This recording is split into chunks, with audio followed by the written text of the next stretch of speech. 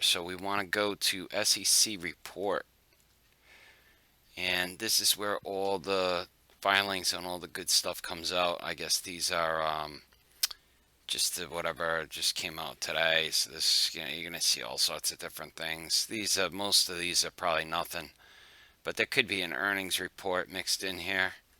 Um, I don't even recognize a lot of these names, but there will be stuff that I do anyway. So the main thing is right here to look up the ticker. Let's try Galileo. So we want to click on that, and you can see it's in the business of blank checks. That's good. That's what we want. Those are the SPACs. So now what we do is scroll down, and you've got this big list to go through, and you can see it dates back to 2019. So this particular SPAC is approximately 1 year old. So I think on the database it said almost for Galileo, GLEO. Um, so these things have like a 2 year lifespan, generally speaking. So 1 year is kind of into it. It's where, if you're holding this for a whole year, now it's all of a sudden, and it drops down in the capital gains tax percentage to the 1 year plan, which is nice. So that's kind of one of the benefits of a SPAC going dormant for so long because, like let's take a look at the chart for, Galileo stock. Um, you're going to see on the max, it's just always kind of staying around this 10. This was just a crash, so ignore that. Let's take a look at Nikola stock. Again, if you look at the chart, see, this is where it was a SPAC, and you could see you could have bought Nikola for 950 over here when it first came out. And so they stay just dead around $10 until finally they get an acquisition, pop a little, and then this one just really took off, and that even touched like 90 in the after hours. I know because I was fortunate enough to sell a few shares, and then just kind of plummets off. But you never know what's going to happen in this whole area. But the point of the matter is, it just stays right around $10 because nobody knows what they're going to get. Okay, so going back to Galileo, you've got about maybe a year into this, which again, if you bought back here, imagine if you had a taxable account and you bought, whatever, 500 shares of this SPAC before it became Nikola at like 950, $10, and you held for a whole year. So now you drop into the long-term capital gains tax rate, and all of a sudden Nikola takes off, and boom, you just took 500 shares, sold them at 65 a share, okay, and you only paid 10% tax instead of whatever 25% short-term ordinary. You get the idea. So that's one of the values of this type of stock.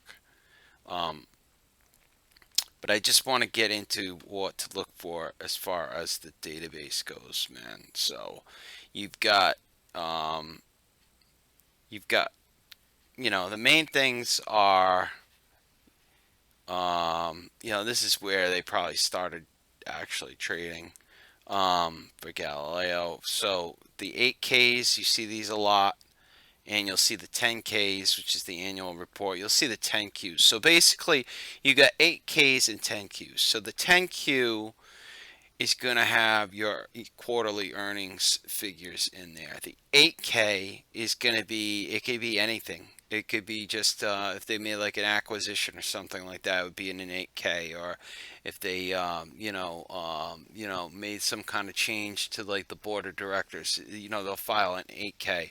It could sometimes be the quarterly earnings for like Apple or Tesla or something like that. But these guys don't really have that kind of fanfare because it's just, remember, it's just flatline for the first year or 2 years of the lifespan. So, anyways, just cutting to the chase, we're going to take the most recent 10Q, okay, And once we go in here, as far as the warrants go, so, one of the columns is a 1-for-1, 2-for-1, so that's over here.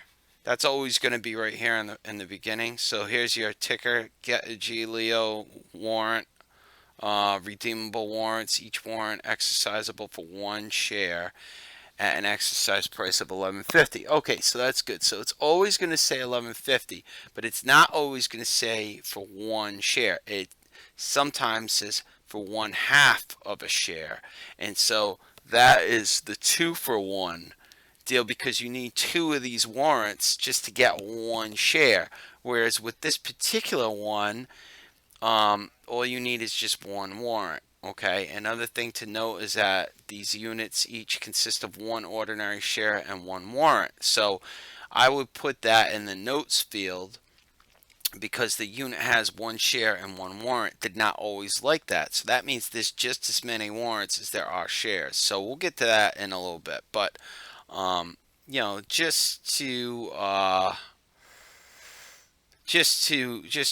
show you what I mean here. So again, exercisable for one ordinary share. So let's just open up a new window and let's go to NBA. Okay, so let's go in here, and again, you're gonna see all the same. Here's the 10Q, here's the 8Ks, here's the latest 10Q. This, when you see this merger prospectus communication, that means that they have an acquisition. So you could check off that box for yes. Is it more than a year old?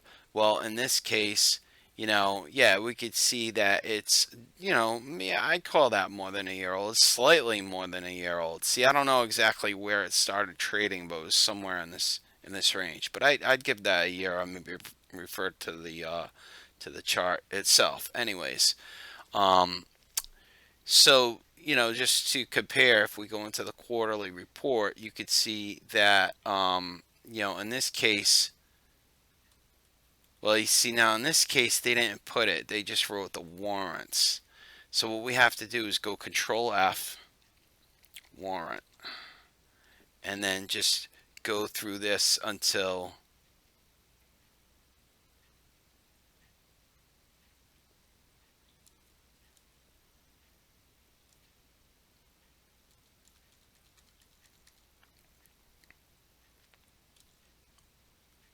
okay, here we go.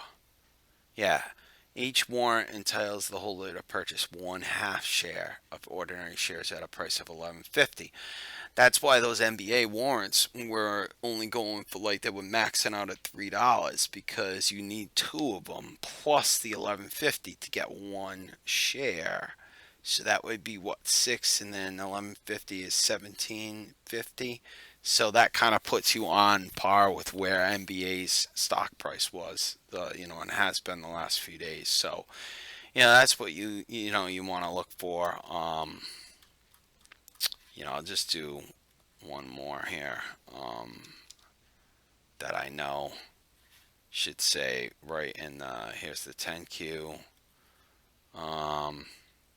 Yeah, okay, so here we go. So redeemable warrants, each warrant exercisable for one half of one ordinary share. So makes a huge difference. Most of them are the Galileo style, 1-for-1, okay? But there are a few, and they usually tend to be the cheaper ones. But the NBA warrants did kind of get up there, in my opinion, and I don't think a lot of people realized it was a 2-for-1 warrant.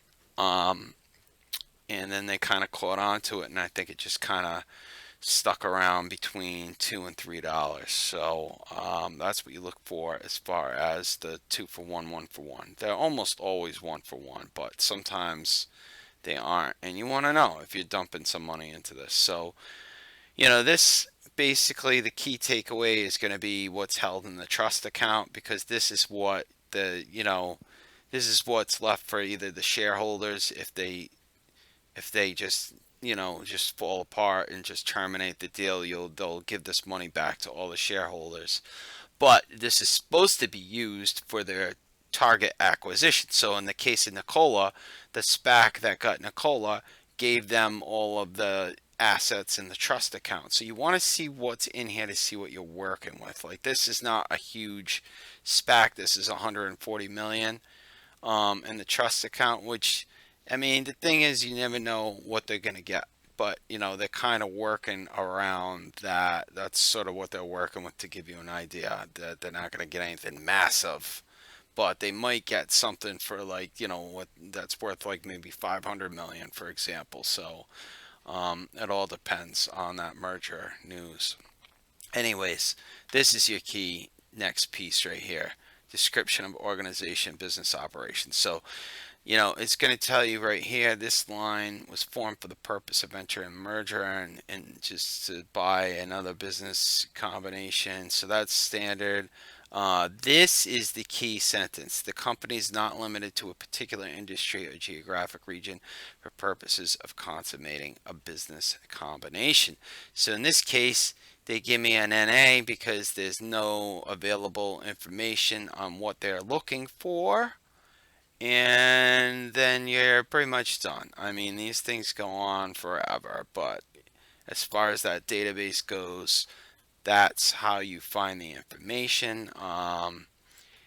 Just to grab, maybe I don't know, we'll go back to NBA and see, just for a comparison on that same. It's going to be located. So these forms are all going to be following the same template. They just may not use this section like on an 8K, but usually the 10Qs are all going to kind of follow the same, you know, format. And again, here we go, it's the same language. Newborn was incorporated as a blank check company, the merger, blah blah blah, to buy other businesses and combine. Here we go. The company's efforts to identify a prospective target business will not be limited to any particular industry, although the company intends to focus on operating businesses in Asia, excluding China, and the United States. So that gives you a clue as to what they're looking for. You might say that you might see them say they're looking for cannabis, they're looking for green energy. There's a few on that list that are specifically looking for environmentally friendly things.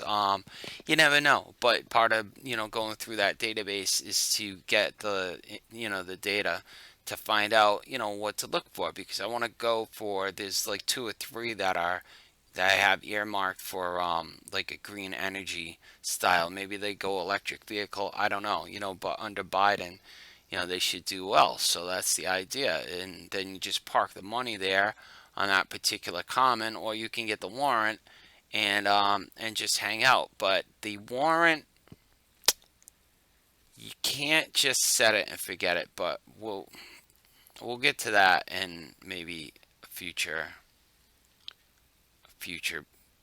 video here, because you see what happens is sometimes the companies can call the warrants, um,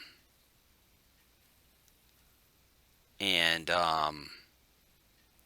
if you don't realize it, what will happen is it'll go to zero. See right here, the company may redeem the warrants at a price of 1 penny per warrant upon 30 days notice, only in the event that the last sale price of the ordinary share is at least 16.50 per share for any 20 trading days within a 30-day period. So NBA has definitely been over 16.50, but it only just recently got there. It hasn't hit the 20 days yet. Um,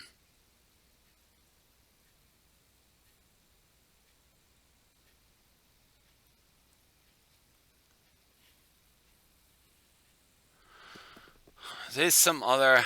I don't think they can do this until after the merger, though.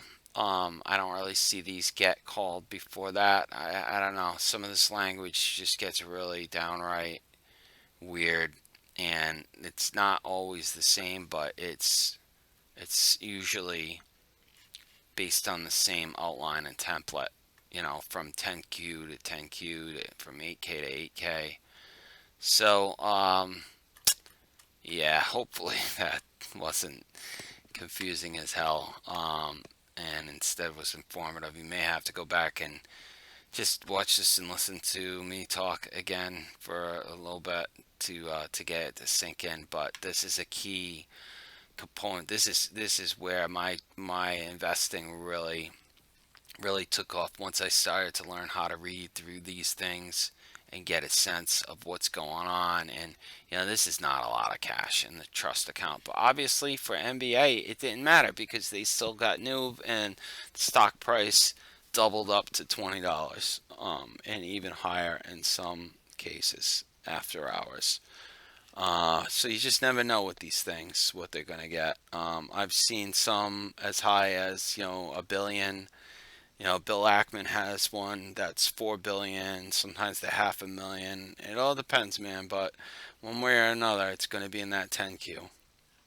So let me just shut this down. And yeah, man, thanks for sticking it out.